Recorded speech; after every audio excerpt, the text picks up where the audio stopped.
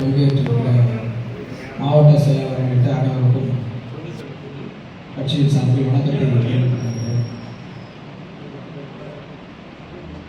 ஐயா வைகோ அவர்கள் தலைவர் குறித்து பேசுகிற போதெல்லாம் சொல்வார், கூட்டிய கூட்டின் கதவை திறந்து சிரிச்சியே என்ன தவம் செய்தேனோ இப்படிப்பட்ட தம்பியை நான் பெறுவதற்கு எண்ணி மகிழ்கிறேன்னு தலைவர். அப்படி மறுமலர்ச்சி திமுகவுக்கும் விடுதலை சிறுத்தைகளுக்குமான உறவு என்பது ஒரு கொள்கை உறவு. அந்த அடிப்படையில் இன்றைக்கு தோழர் நேரில் கூட துண்டறிக்கை தெரியல, வாட்ஸ்அப்பில் அமைச்சிருக்கிறேன், வாய்ப்பு தான் வாங்க நிறைய அவசியம் பங்கேற்பேன் என்று சொல்லிவிட்டு வந்திருக்கோம். மறுமலர்ச்சி திமுக இன்னும் தீவிரமாக காஞ்சி மண்ணில் இயங்க வேண்டிய தேவை இயற்கை வளம் சார்ந்து சாதி ஒழிப்பு சார்ந்து இயங்கிக் கொண்டிருக்கின்ற பெரியவர்கள் அவையில் நானும் இங்கே பங்கேற்றிருப்பது எனக்கு மிகுந்த மகிழ்ச்சி அளிக்கும்.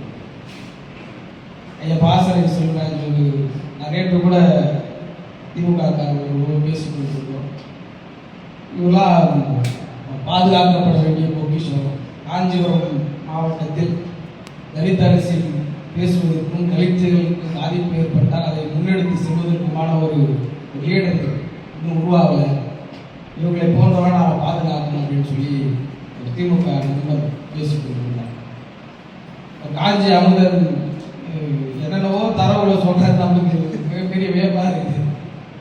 இது மாதிரி பாலாறு சார்ந்து ரொம்ப தெரிந்திருக்கிறார்.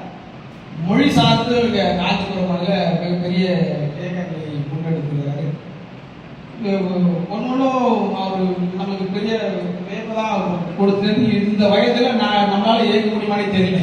அவ்வளோ ஸ்பீடாக இயக்கக்கூடிய ஒரு அருமையான மனிதர்கள் இவங்க. 8 வழி சாலைக்கு எதிராக போராட்டத்தில் ஈடுபட்டு 19 பேர் சிறைக்கு போயிருந்தாங்க. இப்போ அண்ணா 6 வழி சாலை பற்றி சொல்றாரு. இன்னொரு தூரத்தில் அந்த பாசிச எதிர்ப்பு கூட்டமைப்பு நாங்கள் ஒரு 3-4 வருஷத்துக்கு முன்னாடி வச்சிருந்தோம். அது இடையில கொஞ்சம் செயல்படாம இருக்குது. இப்போ அது உயிர் போட்டு என்ன பிளான் இருக்கான்னு தெரியல. இது காஞ்சாமது என்கிட்ட பேசவே ஒரு ஜெயிலுக்குலாம் வரல. நல்ல சாப்பாடு போறாங்க ஜெயிலில், முன்ன மாதிரிலாம் கிடையாது. அதெல்லாம் பார்க்குறப்போ இவங்க பேசும்போது அவங்க போராட்டம் ஈடுபட்டு சிறைக்கு போனோம், இவங்க சிறைக்கு போனாங்க. இவங்க என்ன பிளான் பண்ணுறாங்கன்னு தெரியல. அதாவது கடந்த முறை எனக்கு அந்த வாய்ப்பு கிடைக்கல. இந்த முறை எந்த போராட்டத்தில் நீங்கள் பங்கேற்றாலும் உங்களோடு சிறைக்கு வருவதற்கு நானும் தயாராக இருக்கிறேன் என்பதை சொல்லி, பாலாறு என்பது காஞ்சிபுரத்துக்கு ஒரு அடிநாதமாக இருக்குது. நான் எனக்கு பெருசாக பாலாற்றின் போது எந்த அனுபவம் கிடையாது. அவர் காஞ்சிபுரம் பேசியதை பார்த்திருக்கிறேன்,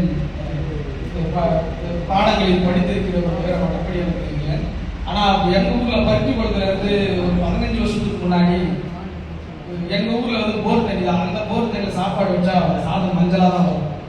அதனாலேயே பெரும்பாலும் நிறைய பேர் காஞ்சிபுரத்துக்கு போவாங்க. போயிட்டு முன்னாடி வண்டியிலே முன்னாடி கேன் வச்சிருக்காங்க, பாலா தண்ணி சொல்ல போகிறோம்னு சொல்லுவாங்க.